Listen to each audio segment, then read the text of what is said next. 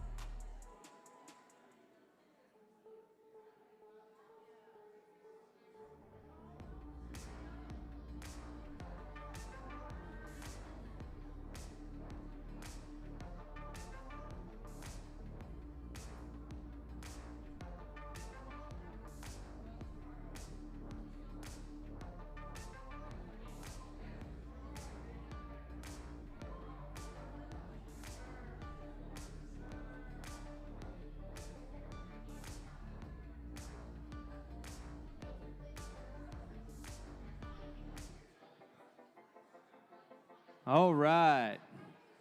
It was a really full and busy week. We had lots of ups and downs throughout the week, but it was a really great week. I'm actually going to invite Ethan up on stage. Ethan's going to kind of come and talk to you guys about like one of his takeaways from camp. Leaders, if you haven't already, I wasn't paying attention. Rob was going to kind of meet with you guys back here and just make sure we're good. We're good. All right, never mind. Stay and enjoy and listen. So welcome to the stage, Ethan. I need to Venmo you some money for some jammers. Sorry, because he won the first day's game. He represented our church well, but he's going to give us one of the takeaways that he took away from camp this week. So give it up for Ethan. So my main takeaway from camp is just like the community aspect, not just the camp, but our student ministry. I know like us senior and junior guys talked about it in our small group, and I just felt like we got really close, and like with like the middle schoolers, and like there was no like distance between us. It was all kind of like a little brother aspect. Like we were bringing them along, and we just got really close. We played like this game. I'm not gonna explain it because it'll sound weird, but like our whole student ministry was playing it, and it was just really cool to see that and see everyone in the community and just being friendly with each other and just hanging out and learn more about Jesus. Yeah, way to go, Ethan. So this camp theme was called The Matchless One, and we just talked about Jesus being the matchless one, and we talked about stories from the Old Testament and connecting it to the way that Jesus lived his life out as well. So we talked about sacrifice, matchless sacrifice, and the life of Isaiah and how Jesus showed sacrifice. We talked about freedom, and we talked about the story of Joseph, how Jesus gives us freedom in our lives. And we're actually going to kind of hit on that today in today's lesson. And then we talked on the third day just about matchless obedience. And we talked about, I just blanked on the Old Testament story. Abraham. Yeah, it was Abraham. Sorry, thank you. We talked about the life of Abraham, and we talked about how to live an obedient life for Christ. And then on the last day, we just talked about taking risk. It was a great week at camp. If you missed it, we missed you guys being there. However, Rob and I were already talking about, like, it felt so good to be back at camp for the first time in 3 years. And then we've also already talked about, we've already kind of started making reservations, signing contracts, and getting things planned for Fall Escape, because Fall Escape is going to be back in full force this year. So be paying attention, because we'll start talking about that probably here by August. And you don't want to miss out on it. It's going to be the weekend of parent-teacher conferences. It's that last Wednesday, Thursday, Friday of October. It's going to be a lot of fun. Just a couple of announcements, things that are going on here. We're in our third week of our series, What I Really Want. And I think you can go. Can you go to the first YouVersion app slide? If you aren't already joining us, we have a devotion series on the YouVersion app on your phone. If you just type in the Bible, or YouVersion, it'll pop up. And we're in week 3 of our 4-week devotional that uncovers. We're just talking about freedom, and it's going to be awesome. If you want to join this plan with us, you just need to friend us on that app. So you can search for FSM Students. You'll find our logo that's on the booth. Our FSM logo that's back on the booth. Friend us, and then when we start the next reading plan, you can jump in and you will get invited to that. Rob will send you an invite, but you have to be friends with us, and then you can follow along with us, and you can comment back and forth what God's teaching you. It's a great app. If you want to just jump in on the tail end of it, you can just search for What I Really Want, look for that logo, and jump in on it. Cool? Did I have another slide too? That was it? Oh, yes. We're back on with Exodus this week. We took a week off because we were at camp. This week, after our service from 6:30 to 7:30 here, mid-school, high school, come here, 6:30 to 7:30. But then after service, we have no event for the mid-schoolers because your event is next week. But the high school students are going to have a pool party at the Woods House. The address is on the cards. You can find them on the tables right outside these double doors at the bottom of the stairs. if you want to know how to get there, and we will carpool over there, and you'll get picked up there or leave from there. And then mid-school, your week is next week, where the high school doesn't have anything, but you guys are in. Come and be a part of it. It's a lot of fun. We're excited for it. Today's a little holiday. How many of you guys? Yeah, it's Father's Day today.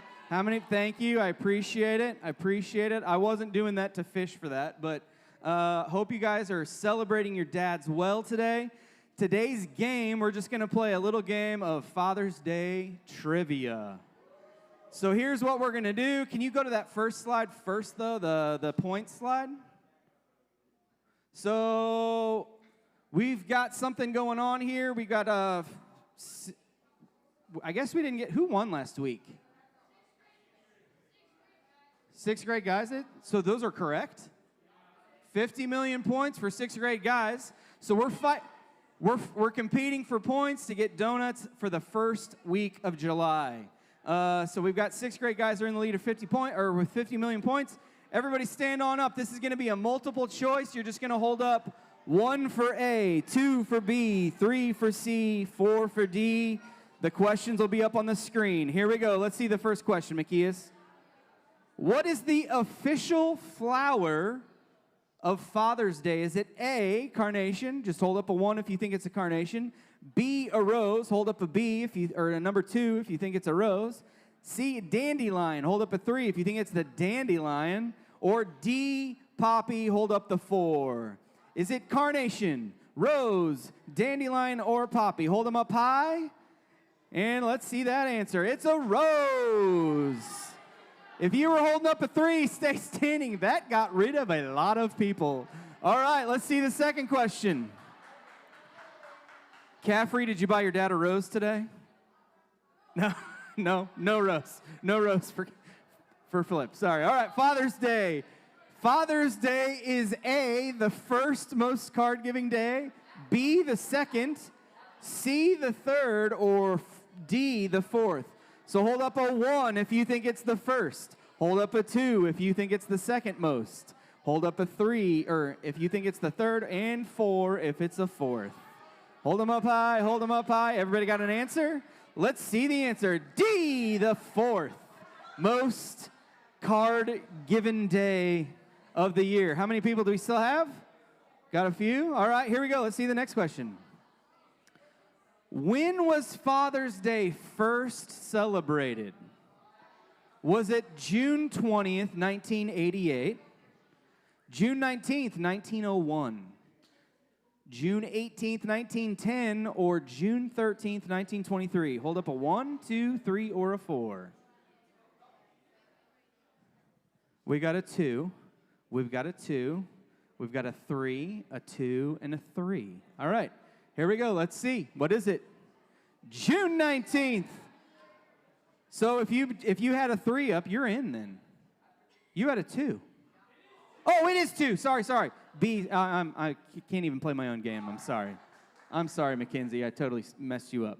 All right, so we got Flip still in. No, Flip's out. Jay's in. Martine's in.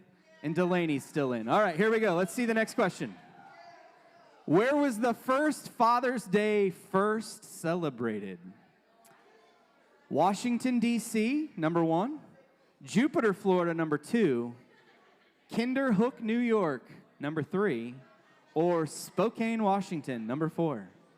1, 2, 3, or 4. What do you think, Delaney? You're holding up a 1. Martine's going 1.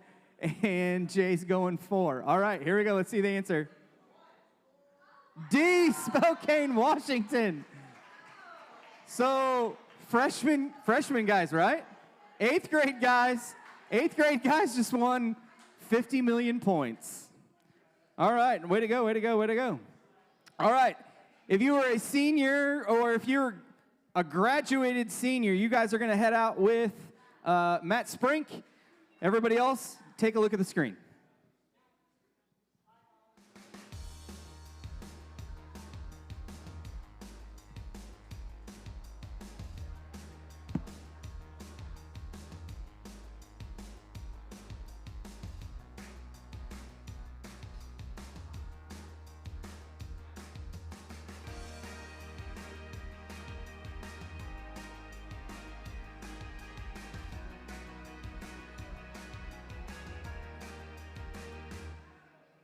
All right.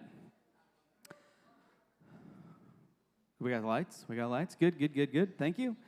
So we're going to continue in our series, What I Really Want. We're talking all about how you can be more free in life and leaders. Before I go any further, we are having some glitches with our Lead Small app.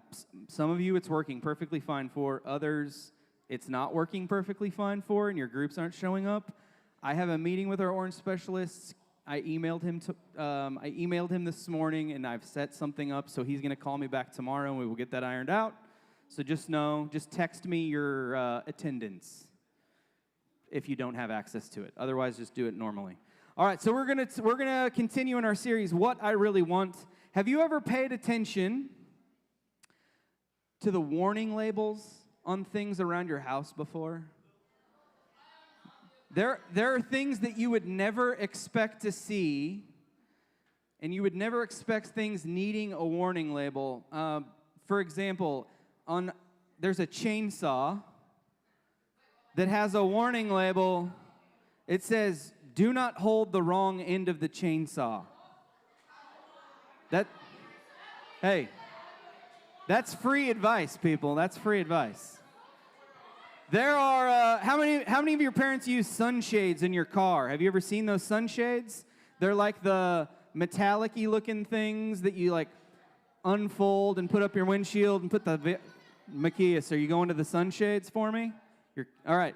And you fold the little visors down and they keep your car cooler because it reflects the sun's heat out.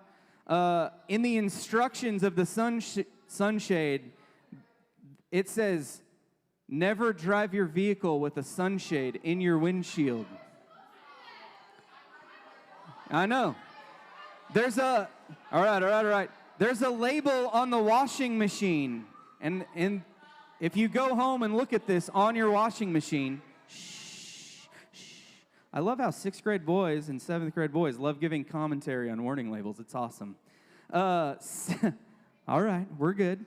There's a label on your washing machine, and this is true. If you go home and look at your warning labels, it's on there. It just says, do not put any person in this washing machine to reduce the risk of serious injury.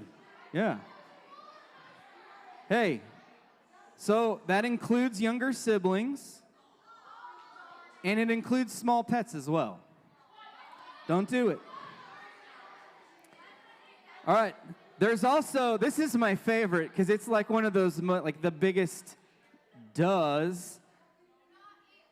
There's a label on a carton of eggs that says, warning, our food may contain egg products. Yeah. Any egg allergies in here? No?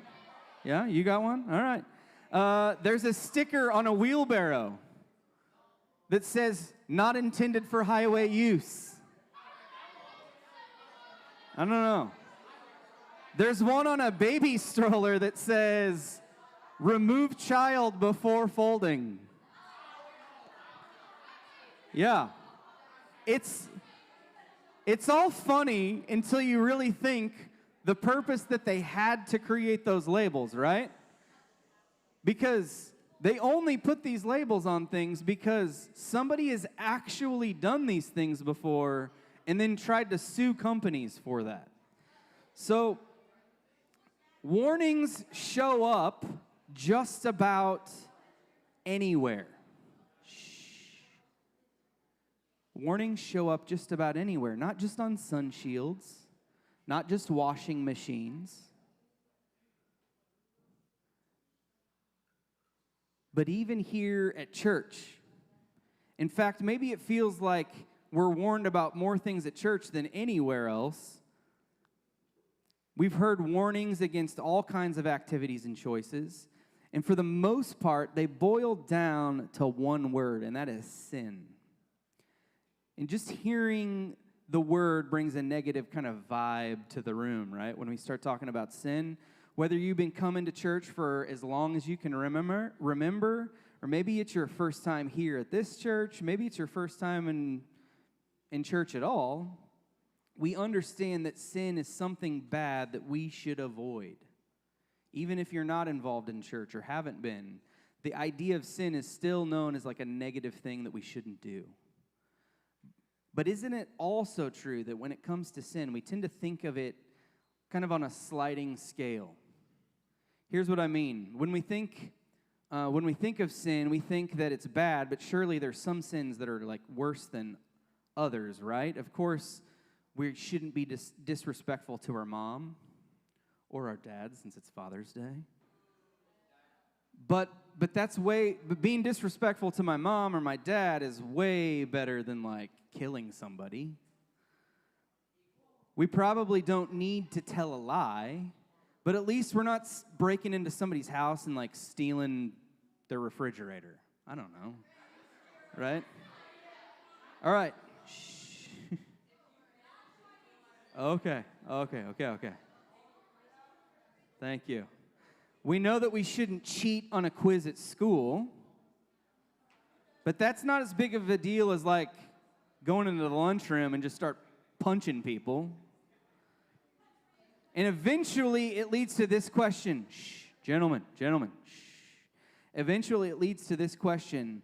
Does all sin matter the same? That's probably a question that even if you haven't verbalized that and asked that out loud, all of us in here have thought that at some point. Well, this isn't as bad as that. I'm not hurting anybody with this, but I could be doing this. Thankfully, I'm only doing this. Does all sin matter the same? Is it possible that we're overreacting about the sin that doesn't seem as big of a deal? How much damage do these smaller sins really do, especially if they aren't hurting anyone, right? When it comes to copying someone else's homework, when it comes to like breaking my curfew, when it comes to telling just a small lie, it all seems harmless. So it definitely shouldn't be taken as seriously, right? So to answer these questions today, this morning, we're going to be looking in the book of Galatians. And we've been there the past couple of weeks. And just to recap, the book of Galatians really isn't a book at all, but it's a letter that the Apostle Paul, the most well-known and famous missionary of all time, he wrote a letter to the church of brand new followers. And that's the book of Galatians. To best understand what Paul is saying and why, it's important to know that Christianity was brand new when he wrote this. It was a new thing. And people were just hearing about this Jesus guy for the first time. And when they heard the story of his life and his death and the coming back to life, people were hooked. I mean, this was like first-person accounts that they were hearing, people that encountered these stories. So they were even a little bit more than just a story. It was like a personal experience. And they were like, no way, I have got to have that. So, and that's what Paul's writing to these guys. They're just wanting more and more of this Jesus that they were hearing about. So Jesus comes to show people on earth a picture of who God is. After all, he was God. He talked about God's kingdom coming to earth, not with force and not with violence, but with love and with mercy and with compassion. And people were seeing God in a way that they never had before. And it really caught their attention. And this was something that they wanted to be a part of. But of course, this all comes with questions too, right? Everybody was trying to figure out just what following Jesus should look like in their world. Particularly, they wanted to know what they had to do to get what he was offering and what they did not need to do to get it as well. So they wanted to know exactly. They lived in a world with rules. And if you live by these rules, you get this reward. And if you don't live by these rules, then you get this consequence. Basically, they just wanted to know about the sin sliding scale that we were talking about. How far is too far? What can I get away with, but still do kind of what I want to do? And Paul answered these questions by writing this. So open up your Bibles in Galatians 6. We're going to look at verses 7 through 9. If you've got your phones, don't even worry about getting them out. You can keep them out. You can look up at the screen. But if you do have your Bible, open that thing up because you can highlight and write it and Take good notes. So we're going to look at verses 7 through 9 of chapter 6. You can follow along with me up on the screen. It says, "You will always harvest what you plant. Those who live only to satisfy their own sinful nature will harvest decay and death from that sinful nature. But those who live to please the Spirit will harvest everlasting life from the Spirit." Next slide. "So let's not get tired of doing what is good. At just the right time, we will reap a harvest of blessing if we don't give up." You may wonder what this had to do with this question, but at the time, people lived in an agricultural culture. The economy totally revolved around what was planted into the ground, what was grown, and then what was harvested and kept to either sustain their own lives or sold so that they could get other goods to live off of. So to the audience that Paul was writing to, this made complete sense to them. When it comes to farming, you reap what you sow. How many of you ever heard that saying? You reap what you sow, yeah? What you plant is what you grow. And if you plant corn, you'll eventually grow a corn stalk, hopefully, as long as it's taken care of properly. What you plant now determines what you're going to harvest later. So when Paul compared choices and outcomes to planting and harvesting, his audience understood exactly what he was saying. So Paul was telling them that your choices will determine what you eventually harvest. And what's true for crops is also true for our own lives. To put it another way, your decisions will someday bear fruit or have consequences. It may not happen tomorrow, but every choice and action is planting seeds for your future. And Paul is asking, if you will one day harvest what you've planted, what do you want your harvest to look like? That's what he's really asking. And instead of giving the Galatians a simple a checklist of sins to avoid and what sins can be taken a little less seriously, Paul tells the Galatians this in verse 8, "Those who live only to satisfy their own sinful nature will harvest decay and death from that sinful nature." I know that's really strong language, that decay and death. How many of you have ever smelled something that's rotting? Yeah. You've driven by some roadkill, or you've opened up that Tupperware container in the fridge that's been sitting in the back top shelf for who knows how many weeks, but it was forgotten meal from over a month ago, and it just is fuzzy and smells terrible. I know it's really strong language, but Paul feels strongly about what he's telling these people. Nobody wants to be around dead and decaying things. Paul loved these people a lot, and he's telling them that the bad choices that they make lead to bad outcomes. That's just how life works.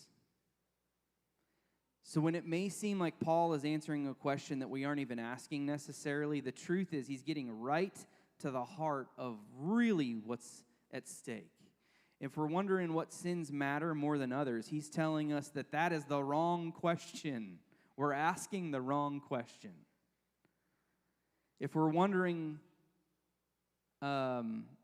instead of asking, what can we get away with? Paul says that we should be asking the question, what do we want to harvest?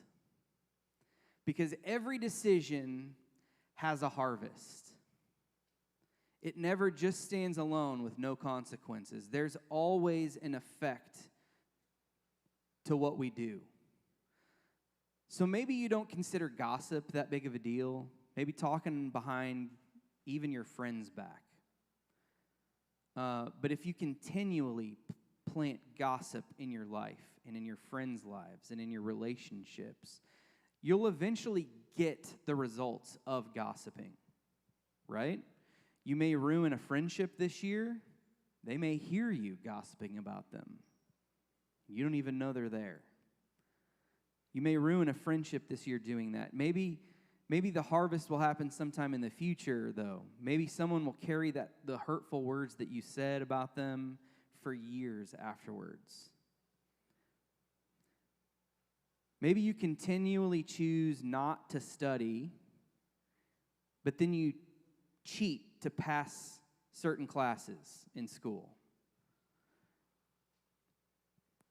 You may not have the foundation that you need to for more advanced courses that you take further down the line in high school or even in college. There's a consequence to that. Maybe you continue to tell lies, and to you they're not very big lies, but to others, that when you continually do that and they catch you in that, then you lose trust.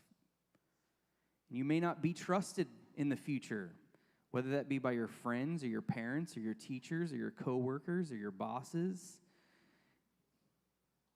Maybe you just continue to use substances to cope, drugs, alcohol. Maybe you even get pretty physical with whoever you're dating with. And maybe you're harvesting addiction through those things, where you become dependent on that feeling that it gives you. But those all have long-term effects as well. Maybe even on your body, or maybe it's just an inability to deal with the stuff that life throws at you, because you can't learn to deal with that stuff because you just numb the pain with other things. When we change the question from what can I get away with to what do we want to harvest, it changes really everything. If that sounds kind of depressing to you, hang on, because the good news is that what Paul also says works the other way. If you're planning good decisions, you're going to experience a harvest full of life. If you're planning the stuff that gives life, the stuff that Jesus talks about, like joy and peace and rest and compassion, you'll grow those things. They'll take root in your life. And Jesus said it this way in John chapter 10, verse 10. He said, "My purpose is to give them a rich and satisfying life." Some translators use the word abundant or full here instead of rich. And imagine an abundant or full harvest of things like peace and joy and satisfaction. Imagine what your life would be if you were like, man, I'm satisfied. Man, I'm happy. I am joyful. I don't want to share what I've got to other people. A lot of us in this room too struggle with having peace inside of ourselves. Just imagine a life full of peace. I'd love for us to start asking the questions, what seeds do I want to plant, and what kind of things do I want to grow in my life? And I'm not talking about tomatoes and cucumbers and leaf lettuce, which is abundant in our house right now. Let's let those be the filter that we use to make decision. Can you put those back up? What seeds do I want to plant, and what things do I want to grow? For some of us, we've spent a big part of our lives asking the wrong types of questions. And I get it. It's a lot easier just to know if we can do something or not. Your parents have kind of fostered that into you, saying, don't do this, do this. Or, you're doing it wrong, stop that. It's a lot easier just to be told what to do or how bad something is, right? But asking the wrong questions can lead us to harvesting the wrong things. And we don't want to end up somewhere years down the road wondering how we got to this point. Some of you may even be asking that right now in some roundabout way in your life. If we use our freedom to ask, is this helpful? Is this kind? Is this the way to an abundant life that Jesus talks about? We are more likely to end up where we want to be, growing what we want to grow, because this is true of all of us. How you use your freedom now determines how much freedom you have later. Do you want your parents to give you more freedom? Raise your hand if you would like a little bit more freedom. A lot of people do, and those that aren't raising their hands probably really do. If you want your parents to give you more freedom, how about this? How about planting trust and respect and honor with them to get some more of that freedom, to harvest some of that? Do you want healthy relationships in your life? Then plant kindness and honesty and compassion. Think less about yourself and more about the others around you. And those friendships, those healthy friendships, will start growing in your life and taking root. Who wants some freedom with some money later in life? Right? Hey, all right, shh. I guarantee you if I look in the room, you all have some friend or family member, or maybe it's even your family, that has seen families just struggle financially, scraping by, trying to make things work, and families trying to give you the things that you want. Right? If you want that for your family, for your future, then right now is the time to start planting things like patience and self-control and wisdom. Right? Patience to save up for things that you want. Self-control to say, not right now. That's not what's best right now. That's a need, or that's a want, not a need. And wisdom to know how to be smart with your finances. Those are things that if you want freedom later on, you've got to ask the right questions and you've got to start planting the right things. Think about it this way. Paul talks about harvesting what you plant. I know it's kind of weird using an agricultural example with middle school students and high school students, but it's what Scripture did. So in high school, you can make decisions that build the trust that you have with people like your parents or teachers. Every time that you make those decisions, you can do this in middle school too. Every time you make those decisions, it's like planting a little seed of trust. Or you can choose to use your treasure or money in ways now that plant seeds like or of generosity or financial responsibility. Just planting another seed. You can use your talents in ways now that plant seeds of hard work and humility. For the juniors and seniors coming up next year, if you're going to be a junior or senior, you are going to be actively using the talents that God gave you here, even in this church. You're going to figure out what your spiritual gifts are, and we're going to help you plug into serving other people in the church. Or you can use your time now in ways that plant seeds of good habits and responsibility. The way that you use the freedom that you have now when it comes to things like trust and treasure, talent, time, plant seeds for what these areas of your life look like 5 years down the road, 10 years down the road, 50 years down the road. The way that you plant seeds now determine the number of things like trust with adults, financial freedom, work ethic, responsibility that you can have in the future, and those are huge. This is the way that freedom works. How you use it now determines how much of it you have later. Following Jesus is about freedom and about life. And Jesus wants you to harvest a great and abundant life. But you don't start a harvest by harvesting. You start a harvest first by planting. And then you need to know that when it comes to planting and harvesting, we aren't saying that the harvesting effects of sin or consequences of sin are God punishing you or being out to get you. It's really about the harvesting the natural consequences of sin. God isn't out to get us. He's not looking for like the opportunity just to like punish us.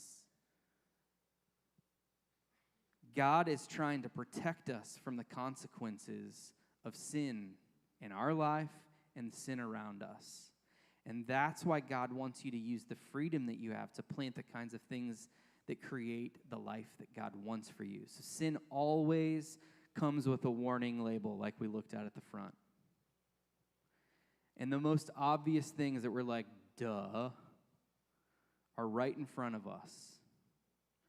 Those labels aren't God's way of threatening you. Those labels aren't ways of God trying to scare you or making you feel guilty. God gives us warning labels so that we can experience the kind of freedom that comes from planting and harvesting the things that are best for us. And that kind of planting and harvesting leads to the kind of freedom and the kind of future that we really desire for ourselves. Sometimes it can be really hard to figure out just what we want to harvest for the long term. That's a hard thing to think about when I'm a 12 and 13-year-old boy. That's why our small groups are so important. That's why we've structured our Sunday mornings like we do. It's a chance to talk through these big questions with people that are going through the same things as you. And it's a time to talk with a leader who can help you process that. So my encouragement to you this morning is not to make small group about you. Give each other space. Give each other trust to share and speak. Don't dominate the conversation, but be a part of the conversation. That's my encouragement to you this morning. So when we head to groups, be thinking through some things, how you can encourage each other to plant seeds today that lead to more freedom in the future. Pray with me.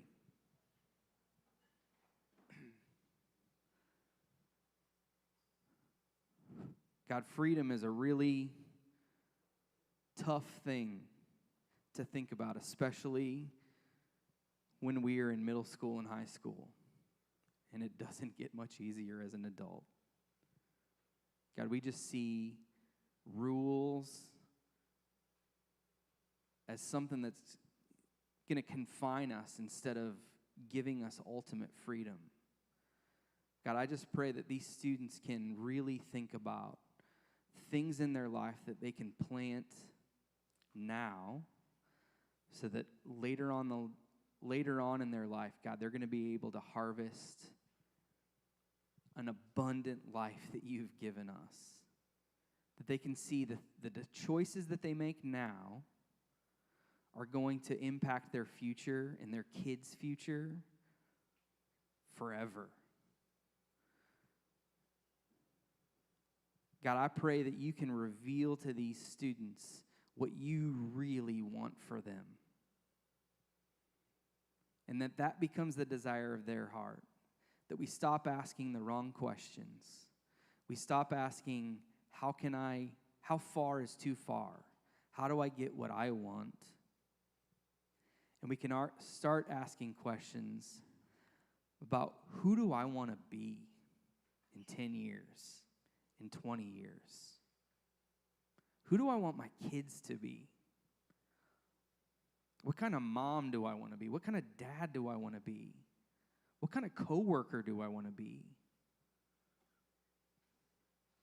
And God, that they can see that their choices now are going to affect the answers to those questions in the future.